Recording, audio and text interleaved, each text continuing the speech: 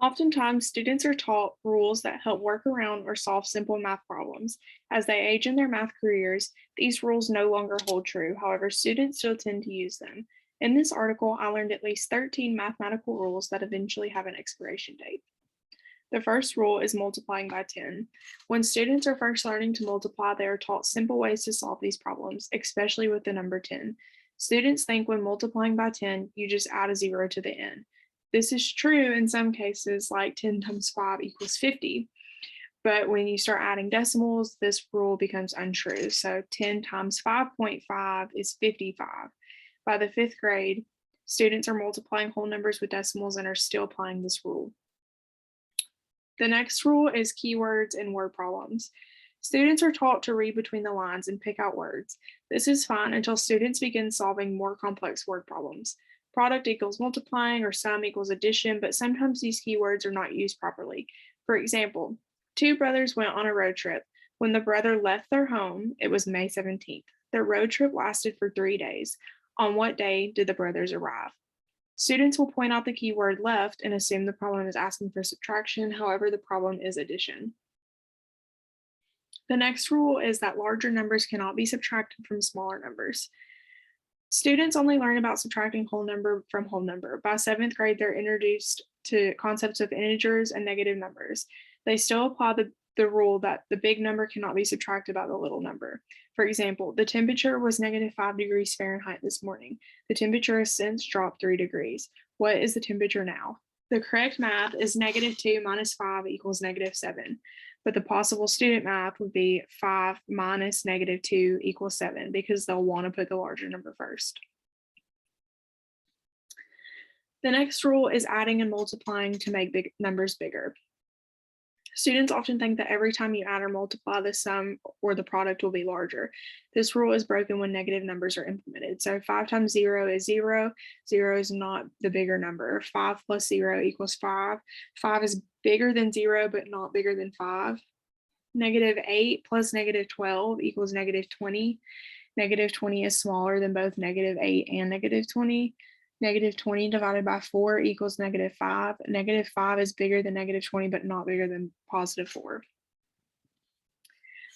The next rule is subtracting and dividing makes numbers smaller. Students think the difference or the quotient will always be smaller when subtracting or dividing. This all depends on if the integer is a positive or negative. -7 minus -6 equals -1.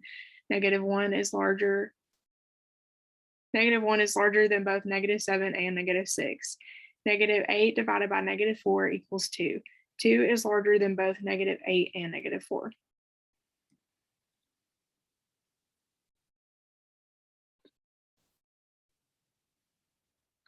The next rule is the larger the number must be divided by the larger number must be divided by the smaller number. This rule can be true, but when you're trying to find whole numbers. However, it's possible to divide the larger number into smaller numbers. This will give you a fraction. Because of this rule, students will avoid what the word problem actually says, and immediately divide the smaller number into the bigger number. So if you give the problem, I have 2 pieces of chocolate to share with 4 of my friends, how many pieces of chocolate will my friends get? The correct math is 2 divided by 4, so each friend will get 1/2 of a piece of chocolate, but the possible student math would be 4 divided by 2 equals 2 because they'll put the bigger number first.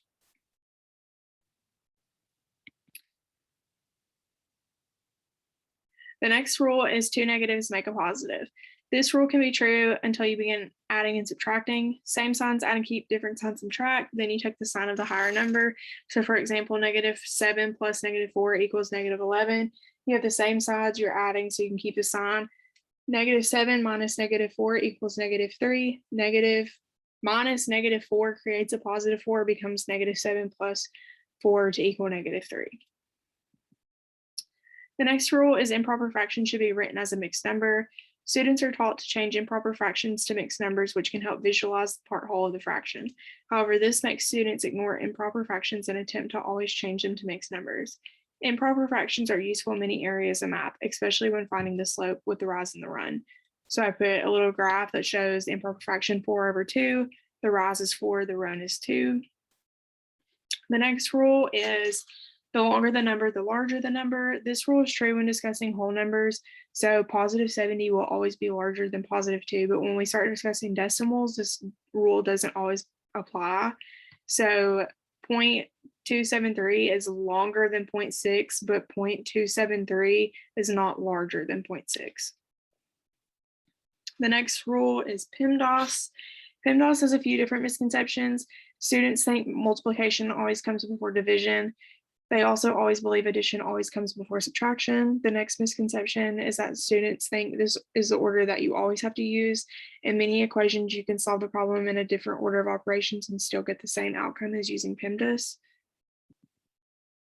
The last rule is equal signs mean find the answer. An equal sign does not show the act of doing something. It shows that a value on one side is the same or equivalent to the value on the other side.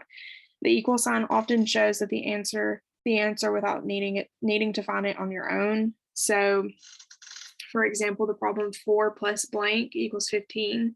You're already given the answer and you're having to find what's added to 4 to get the answer. And then 4 plus 11 is equal to 15.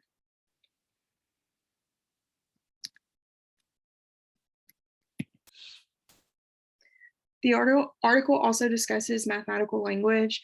Using correct mathematical language in your classroom allows for students to learn correct mathematical language and they can apply it to their own math. By using incorrect or expired mathematical language, we create misconceptions and teach our students how to misuse these rules. When we use correct mathematical language and practice rules that do not expire, we're able to build our students' understanding of math and set them up for a successful math future.